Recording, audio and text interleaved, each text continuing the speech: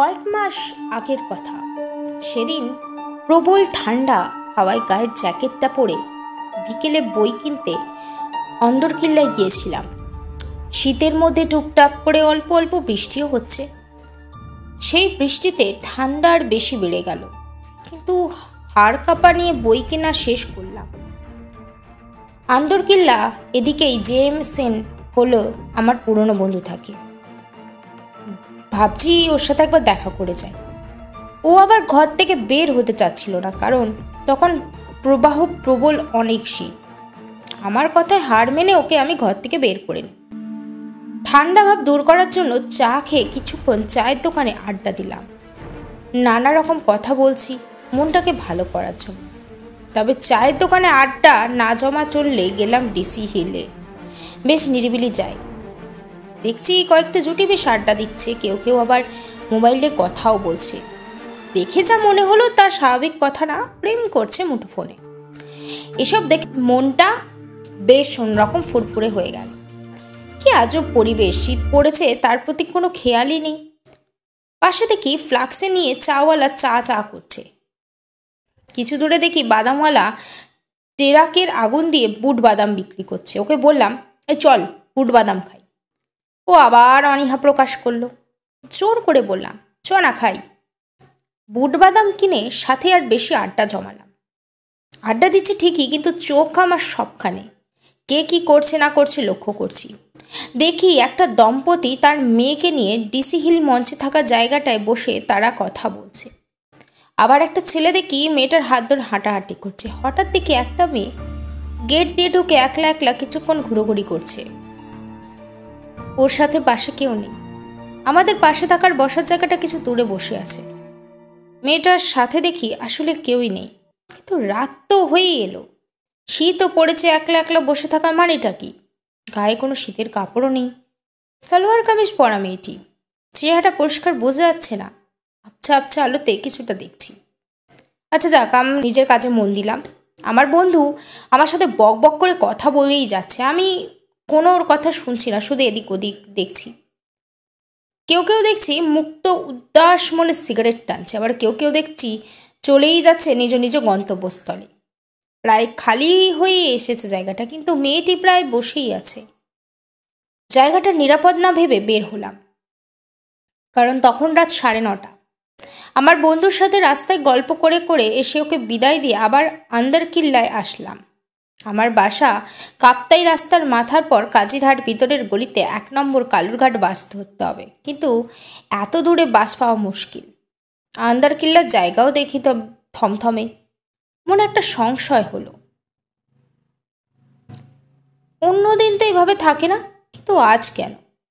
এসব কথা চিন্তা করতে করতে চিন্তা বাদ দিয়ে বাস আসার প্রতি মনোযোগ দিলাম।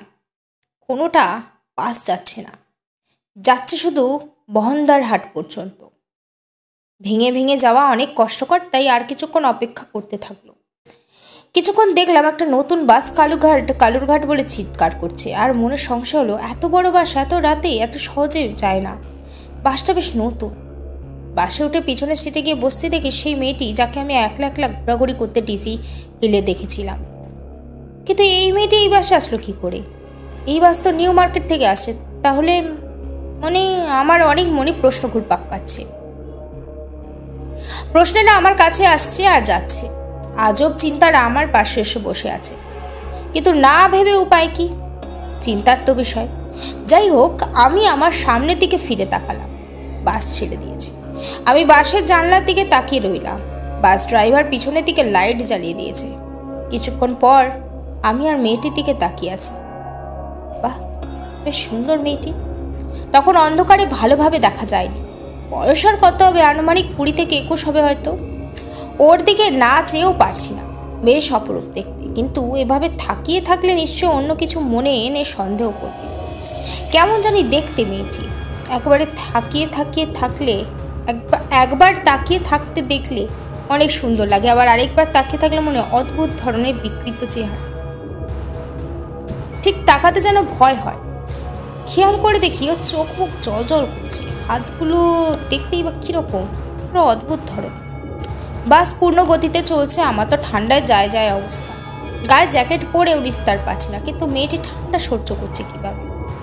মেয়েটির কপালে তাকালে মনে হয় ঘামের সৃষ্টি ধরেছে। এভাবে করতে করতে সব যাত্রী কোন সময় নেমে গিয়ে কমে গেছে টের পায়নি। এত বড় বাসের মধ্যে আমরা 4 জন, বাস ড্রাইভার আর কন্ডাক্টর, এদিকে আমি আর সেই মেয়েটি। বাইরে তাকিয়ে দেখতেই দেখি কাপ্তাই রাস্তার মাথা চলে এসেছি। বাস আর কালুরঘাট যাবে না, কারণ কালুরঘাট যাওয়ার মতো যাত্রী নেই। বাস থেকে নামতেই দেখি রাস্তার চারিদিকে সব শূন্য, কোথাও কেউ নেই। কন্ডাক্টরকে টাকা দিয়ে আমি মেয়েটিটাকে হাঁটা দিলাম। প্যান্টের পকেট থেকে মোবাইল বের করতে গিয়ে ঘড়ি দেখি রাত্রি 11:58। এত রাত হয়ে গেছে, নিজেও বিশ্বাস করতে পারছি না। সামনের দিকে ফিরে তাকাতেই দেখলাম মেয়েটি কোন সময় আমার আগে ক্রস করে হাঁটা শুরু করে, আমার আগেই তা আছে ভাবতে পারছি না। এত তাড়াতাড়ি ক্রস করলো কিভাবে? আমি তো মেয়েটিকে আগেই ছিলাম। অবাক চোখে পিছন দিকে তাকাতে দেখি পিছনে সে বাসটিও নেই। এত অল্প সময়ের মধ্যে চলে গেল কিভাবে?